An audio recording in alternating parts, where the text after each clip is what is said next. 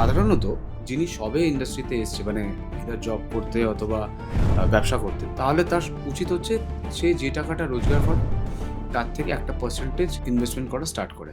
আচ্ছা, একজন নতুন বিনিয়োগকারী কোথা থেকে শুরু করবেন? মানে এফডি তে না মিউচুয়াল ফান্ডে কোনটা দিয়ে শুরু করলে ভালো? এফডি হচ্ছে ওয়ান টাইম ইনভেস্টমেন্ট আর হচ্ছে রেগুলার ইনভেস্টমেন্টের মধ্যে এসআইপি রয়েছে বা এর মধ্যে রয়েছে পিএফ, যেটা কিনা আপনি এলিজিবল হবেন যদি আপনি জব করেন। হুম, বাট আপনার কাছে পিপিএফ এরও অপরচুনিটি রয়েছে, হুম।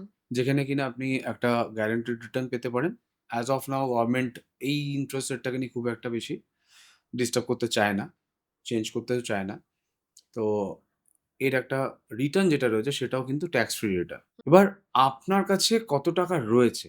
এফডি করতে গেলে তো একসঙ্গে ৫০,০০০ কি ২০,০০০ কি ১,০০,০০০ কি ২,০০,০০০ বা ৫,০০,০০০ টাকা দিতে হবে। হুম। এটা যদি না থাকে, তাহলে সাধারণত যিনি সবে ইন্ডাস্ট্রিতে এসছে মানে ইদার জব করতে হুম। অথবা ব্যবসা করতে, তাহলে তার উচিত হচ্ছে সে যে টাকাটা রোজগার করে তার থেকে একটা পার্সেন্টেজ সে যেন ইনভেস্টমেন্ট করা স্টার্ট করে। ডেফিনিটলি গোল সেট করে। সেক্ষেত্রে এই পার্সেন্টেজটা কি হবে? কত পার্সেন্ট করতে পারেন? হ্যাঁ, এইটা না এর কোনো থাম্ব রুল নেই বেসিক্যালি। আচ্ছা। যে কত পার্সেন্ট আ ইনভেস্ট করবে হুম, হুম। মানে অফ দ্যা ইনকাম। কেন আপনার গোল কত বড়, কতগুলো গোল সেই অনুযায়ী ডিপেন্ড করবে আপনার ইনভেস্টমেন্ট।